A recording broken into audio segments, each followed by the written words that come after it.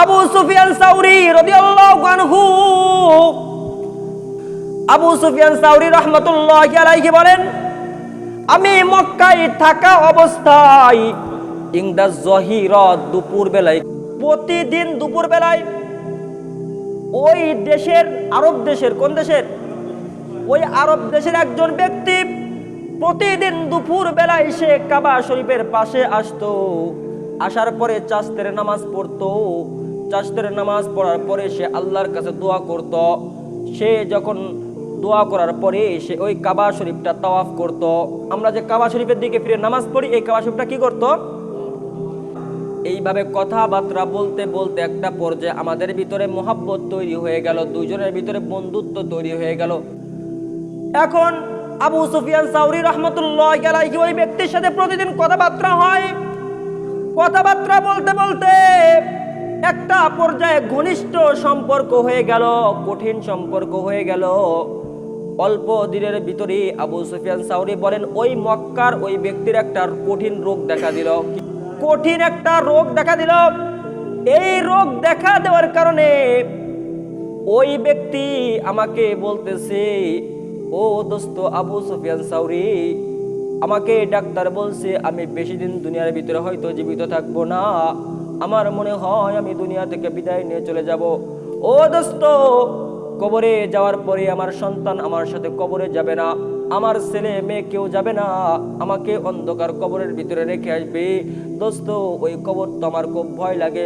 ও দোস্ত, আমার যখন মৃত্যু হয়ে যাবে আমি তোমার সাথে একটা অঙ্গীকার করতে চাই, আমার তো কবরকে খুব ভয় লাগে, তুমি আমার কাফনের কাপড়টা পরায় দিবে, তুমি আমার গোসলটা দিয়ে ওই কবরের ভিতরে রেখে দেবে।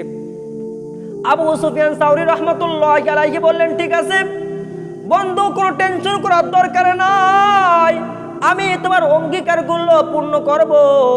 বলল ঠিক আছে, আর একটা কাজ তোমার করা লাগবে। বলো কি কাজ? বলল সেই কাজটা হলো আমাকে কবরের ভিতরে রাখার পরে সকলেই চলে যাবে, কিন্তু দোস্ত তুমি যাইতে পারবে না, আমার খুব ভয় লাগে। আমাদের যে বন্ধুত্ব সম্পর্ক, তুমি কবরের পাশে থাকবা, যখন মুনকার নাকির কবরের ভিতরে প্রশ্ন করার জন্য আসবে তখন তুমি ওই জায়গা থেকে আমার প্রশ্নের উত্তরটা দিয়ে দিবে। দেখা গেল অল্প দিনের ভিতরে ওই ব্যক্তিটা মারা গেল, ওই মক্কার ওই বন্ধু মারা গেল। আবু সুফিয়ান সাউরি রাহমাতুল্লাহি আলাইহি তার বাড়িতে গেলেন। বাড়িতে যাওয়ার পরে আবু সুফিয়ান সাউরি রাহমাতুল্লাহি আলাইহি অঙ্গীকার পূরণ করার জন্য তার নিজে গোসলটা দিয়ে দিলেন, কাফনটা পরাইয়া কবরের ভিতরে রাখার পরে সকলেই যখন চলে গেল, কিন্তু আবু সুফিয়ান সাউরি রাহমাতুল্লাহি আলাইহি বলেন, সকলেও চলে গেল, আমার বন্ধু তো দুনিয়া থেকে বিদায় নিয়েছে, তার সাথে আমি অঙ্গীকার করছিলাম, আমি অঙ্গীকার পূরণ করার জন্য আমি কবরের পাশে বসে থাকলাম। অনেক সময় হয়ে গেল, একটা পর্যায়ে আমি দেখলাম আমার ঘুম চলে আসতেছে, কতক্ষণ অপেক্ষা করা যায়? মুনকার নাকির তো আসে না, কারণ সে ছিলেন আল্লাহর ওলি। আল্লাহর ওলিরা কবরের অনেক কিছু আল্লাহ তাদেরকে দেখান। আবু সুফিয়ান সাউরি রাহমাতুল্লাহি আলাইহি বলেন, আমি কবরের পাশে বসে আছি, অনেক সময় হয়ে গিয়েছে, মুনকার নাকির কবরের ভিতরে প্রশ্ন করার জন্য তো একজন মানুষ 40 কদম যাইতে যতটুকু সময় লাগে এতটুকু পরে চলে আসে, কিন্তু অনেক সময় হয়ে গেল কবরের ভিতরে কোনো মুনকার নাকির কোনো ফেরেশতা কবরের ভিতরে প্রশ্ন করার জন্য আসলো না। একটা পর্যায়ে আমার ঘুম চলে আসছে। আমার ঘুম বলেন, তিনি বলেন, আনা বাইনান নাওমি ওয়াল ইয়াকিজা, আমার এমন অবস্থা, আমি তন্দ্রা, একবার ঘুম আসতেছে আর একবার আমি সজাগ। অনেক সময় হয় কি হয় না, নামাজের ভিতরে দাঁড়াইছেন, ঘুম আসতেছে, আবার সজাগও আছেন, রুকু করতেছে।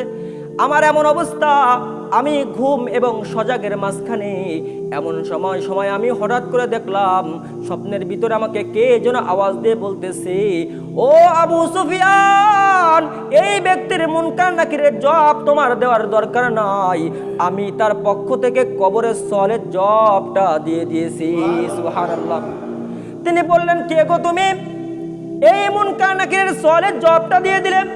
তিনি বললেন, আমাকে আল্লাহ রাব্বুল আলামিন পাঠাইছেন, আমি হলো তার রমজান মাসের রোজা, এবং রমজানের পরে যে সাক্ষী 6টা রোজা রাখার দরকার হয়, এই সাক্ষী 6টা রোজা আমি তার পক্ষ থেকে এই সওয়ালের জবাবটা আল্লাহর দরবারে দিয়ে দিয়েছি। সুবহানাল্লাহ। আবু সুফিয়ান সাউরি রাহমাতুল্লাহি আলাইহি তিনি বললেন, আমি মনে করলাম শয়তানও দেখাইতে পারে, এই স্বপ্নটা কে দেখাইতে পারে। আমি আবার গেলাম, দিয়ে ওযু করলাম। ওযু করার পরে আবার আমি কবরের পাশে বসে আছি। অনেকক্ষণ পরে আবার আমার ঘুম চলে আসছে। ওই স্বপ্নের ভিতরে, ওই ঘুমের ভিতরে আমি একই স্বপ্ন দেখছি। আবার আমি মনে করছি শয়তান দেখাইতে পারে। দ্বিতীয়বার আমি আবার চলে গেলাম। যাওয়ার পরে আমি ওযু করলাম, করে আবার কবরের পাশে বসলাম। তিনবার যখন আমি একই স্বপ্ন দেখলাম তখন বুঝলাম এটা শয়তানের পক্ষ থেকে হবে না, নিশ্চয়ই এটা আল্লাহ রাব্বুল আলামিনের পক্ষ থেকে দেখানো হয়েছে। সুবহানাল্লাহ। এই জন্য যারা রমজান মাসে রোজা রাখে, রমজানের পরে সাক্ষী 6টা রোজা রাখে, তাদের পক্ষ থেকে আল্লাহ রাব্বুল আলামিনের দরবারে মৃত্যুবরণ করার পরে আপনার ছেলের জন্য কত কিছু করতেছেন। ছেলে আপনার কবরে সওয়ালের জবাব দেওয়ার জন্য যাবে না, আপনার স্ত্রী যাবে না, আপনার পরিবারের কেউ যাবে না, কিন্তু আপনার নামাজ এবং রোজা, হজ, যাকাত এগুলোই আপনার সঙ্গে কবরে যাবে। কথা বলেন ঠিক কিনা?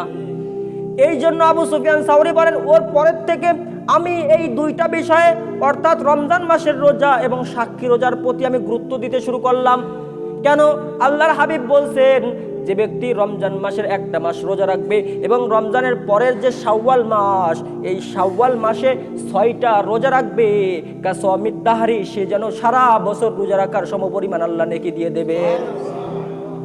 হিসাবটা সহজ।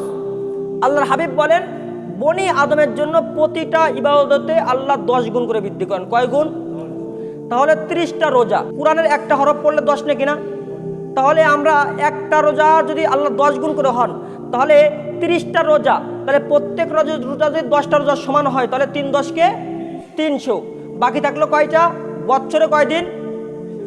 365 দিন। এটা হলো আপনার সূর্যের হিসেবে। কিসের হিসেবে? সূর্যের হিসেবে 365 দিনের বছর, আর চাঁদের হিসেবে 360 দিনের বছর হয়। কারণ আরবি মাস 29-এও যায়, 28-এ যায় না, 29 অথবা 30।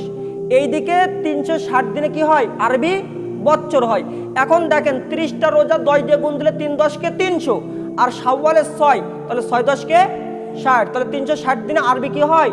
বছর হয়। তাহলে এই হিসাবে যদি রমজানের 1 মাসের রোজা রাখে এবং শাওয়ালের সাক্ষী 6 রোজা রাখে, তাহলে সারা বছর রোজা রাখার নেকি আল্লাহ তাকে দান করেন। সুবহানাল্লাহ।